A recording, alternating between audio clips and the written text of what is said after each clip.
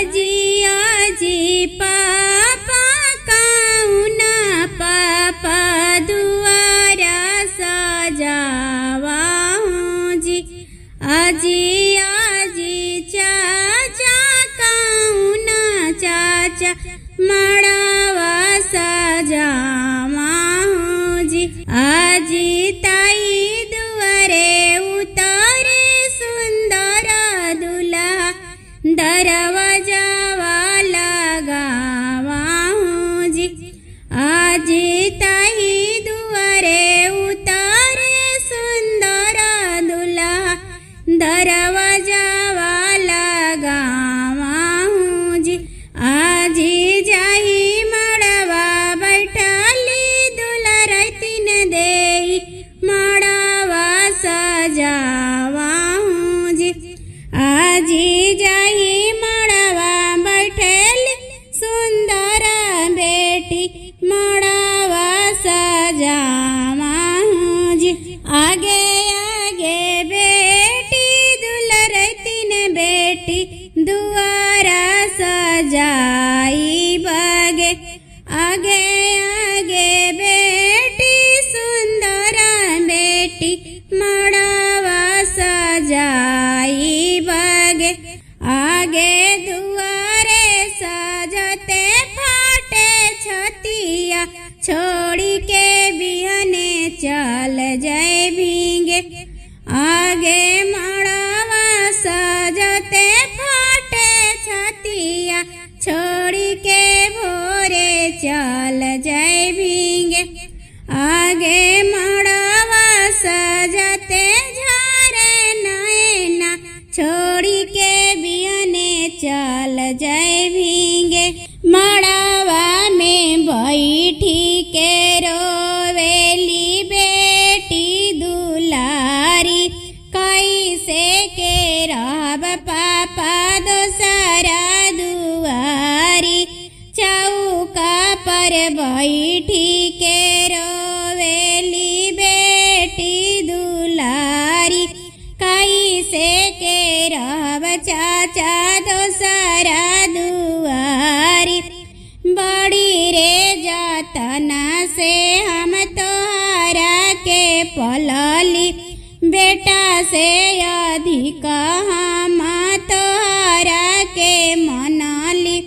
बेटा से अधिक हम तोहरा के मनली।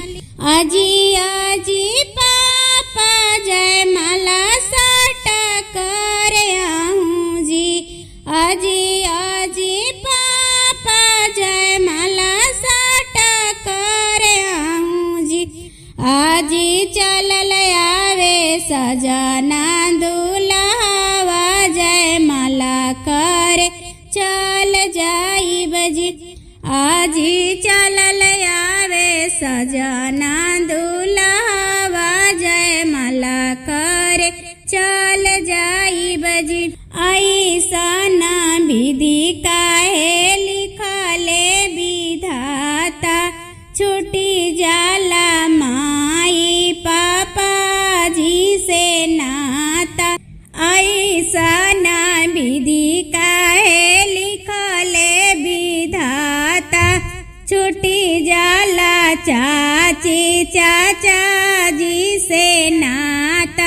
आजी आजी चाचा काउना चाचा समय न साटा कर आऊं जी।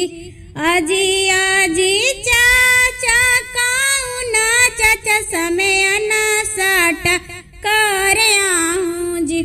आजी चलल आवे सजना समझवा समय न बीचे बैठी है जी।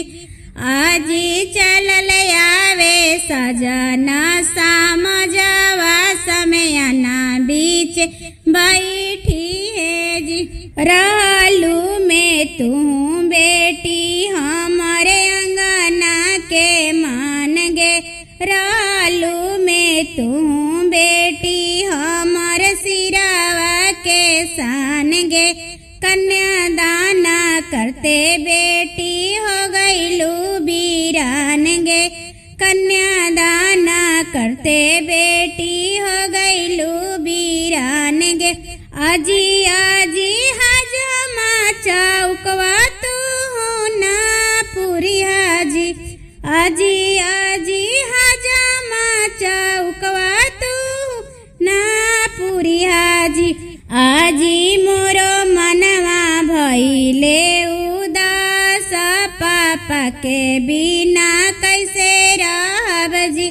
आजी मोरो मनवा भइले उदास मम्मी के बिना कैसे रहब जी। आजी मोरो मनवा भइले उदास चाचा के बिना कैसे रहब जी। आजी मोरो मनवा भइले उदास चाची के बिना कैसे रहब जी। आजी आजी पापा कौना पापा दुआरा सजावा हूँ जी। आजी